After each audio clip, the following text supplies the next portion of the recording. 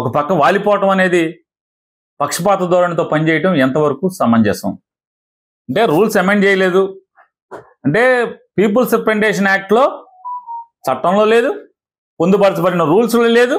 కానీ ఆంధ్రప్రదేశ్ రాష్ట్రానికి ఒక్కదానికే మాత్రం ఈ వెసులుబాటు ఇస్తారు. వెంటనే కోర్టులో ముఖేష్ కుమార్ మీనా ఈ 25వ తారీఖు నేను ఇచ్చినటువంటి సర్క్యులర్ని మెమోని వెనక్కి తీసుకుంటున్నాను తూచి అని చెప్పి అంటాడు. ఇవాళ సాయంత్రం నేను అంటే తప్పు చేశాననే కదా, నేను తప్పు చేశాను, తొందరపాటు పడిపోయాను, వాలిపోయాను, ఒక పక్కకి వెనక్కి తీసుకుంటున్నాను అని చెప్పని కోర్టుకు సబ్మిట్ చేస్తాడు.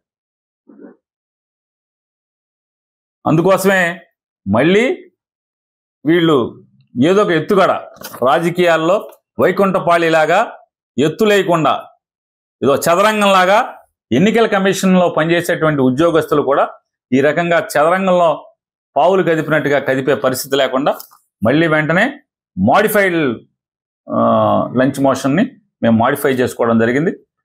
లేళ్ల అప్పిరెడ్డి గారు అనేటువంటి మా రాష్ట్ర ప్రధాన కార్యదర్శి గారు ఈరోజు కోర్టులో మూవ్ చేయడం జరిగింది. అప్పిరెడ్డి గారి యొక్క కోర్టులో మూవ్ చేసిన దాని మీద ఇప్పుడు మళ్ళీ హీరింగ్ జరగబోతోంది. ఈ కేంద్ర ఎన్నికల సంఘం ఇచ్చినటువంటి ఈ ముఖేష్ కుమార్ మీనా ఇచ్చినటువంటి circular number 5369 elections dated 25th of May 2024 ఈ సర్క్యులర్ని ఆయన విత్డ్రా చేసుకున్నాడు. అయినప్పటికీ కూడా కేంద్ర ఎన్నికల సంఘం ఆ సర్క్యులర్ని ఆమోదిస్తూ బేసిక్గా ఉంది, బాగా ఇచ్చామని చెప్పిన ఒక ఆంధ్రప్రదేశ్కి ఇచ్చినటువంటి వెసులుబాటుని ఛాలెంజ్ చేస్తూ ఇప్పుడు కోర్టులో వాదనలు జరుగుతున్నాయి. ఖచ్చితంగా న్యాయం గెలిచి తీరుతుంది.